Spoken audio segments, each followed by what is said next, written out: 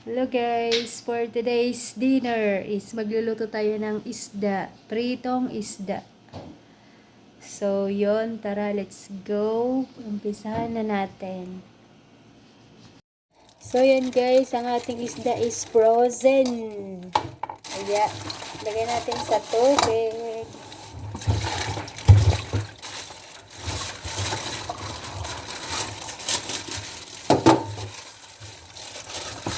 Puro yellow.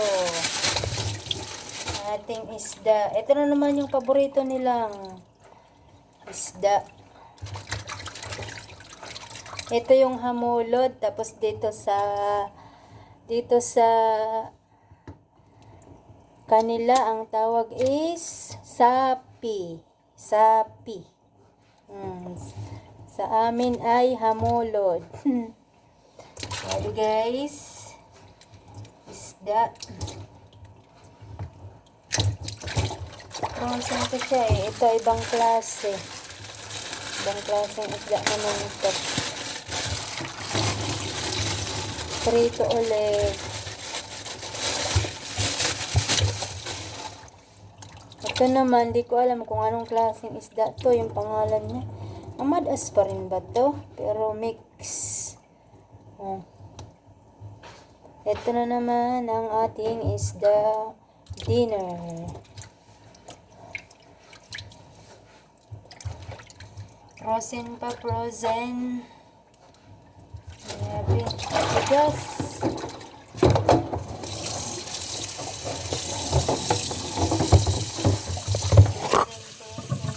Ay! Nagka-frozen ang ating isda.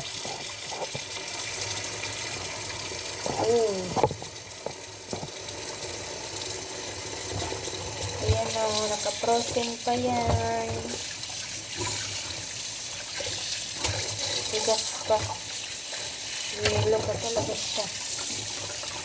Ano naman o, ang gagandang isda. Saan ka pa? Dito ka na kay tatay. Laging isda, gulay, diba? Harap. Isdang gulay. Oh, ang tigas pa guys. Yellow pa.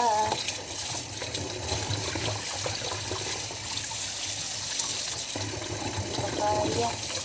Ito yung mamadaas sa amin. Mamadaas. Sarap yan, prito.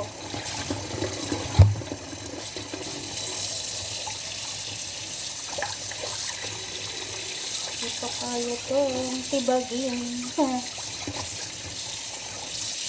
Tibagin na parang bato.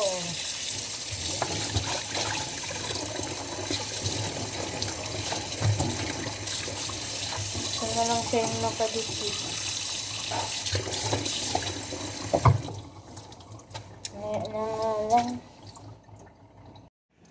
Hello guys, luto na naman tayo ng ating dinner for today's dinner. Okay, isda. Nag-request na naman, ito yung sapi. Request na naman ni tatay ay isda. So, titimplahan na natin.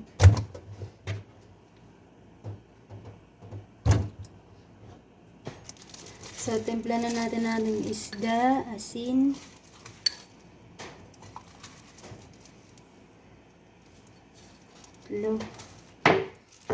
Paminta.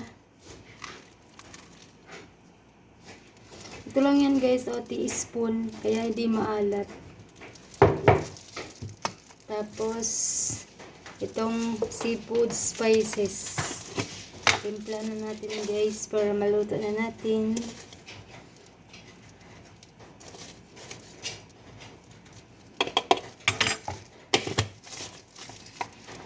Diba? Tapos lemon.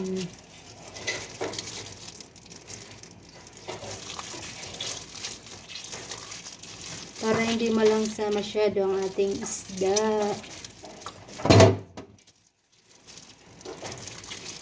Ganyan dito kay tatay ang Titimpla ng isda. May lemon. May kung ano-anong spices para sa kanilang isda. Nag-gloves ako guys, isa lang kasi sa paghalo baka tayo matinik. Dako. Hindi tayo makapagtrabaho ng maayos.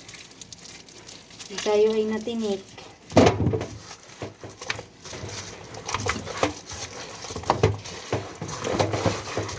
So, haluin na natin ang ating isda. Ito, di ko siya kilala kung anong isda ito. Hindi naman ito yata talakitok eh. Hindi ko alam kung talakitok eh.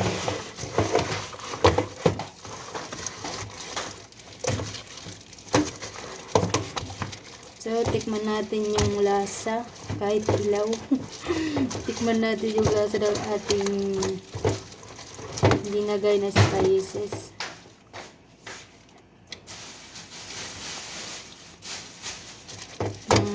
Okay, kwayes. Kwayes na siya guys. Maya maya is pagkatapos natin magluto ng white rice, magpreprito na tayo ng isda. So ganun guys, parang nasa Pilipinas lang kami, nakakakain din kami ng isda, diba? Hindi puro karne, may isda din, may gulay pa. O diba, parang Pilipinas lang. Kasi si tatay, mahilig din siya sa isda. Tapos, yung isdang kinakain niya, isda na nga sa yung nakakain natin sa Pilipinas. Diba? Kaya, hindi namin sobrang maminis yung isda kasi nakakakain kami dito. Kaya, dito na kay tatay mag-apply. May gulay, may isda, karne, manok. So, diba? Parang Pilipinas lang.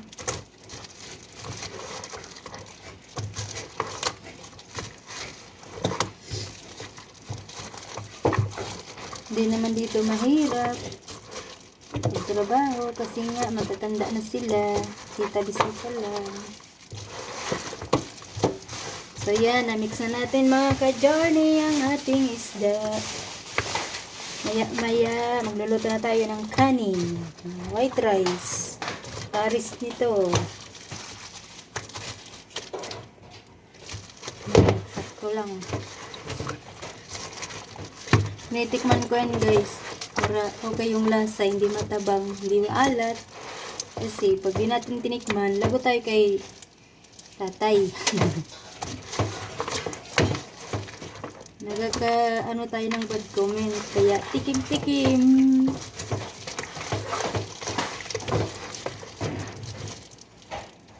Ito, hindi ko to kilala eh. Kung ano to.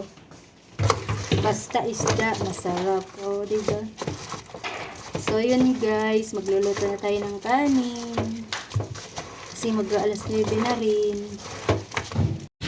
So, ayan na ang ating unang salang. Ayan. Ang lalaki na. So, ayan ang ating isda for today's lunch. Diba? Wow, sarap.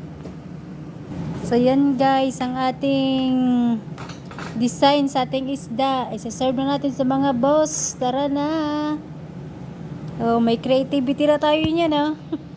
Oh, diba? Let's go!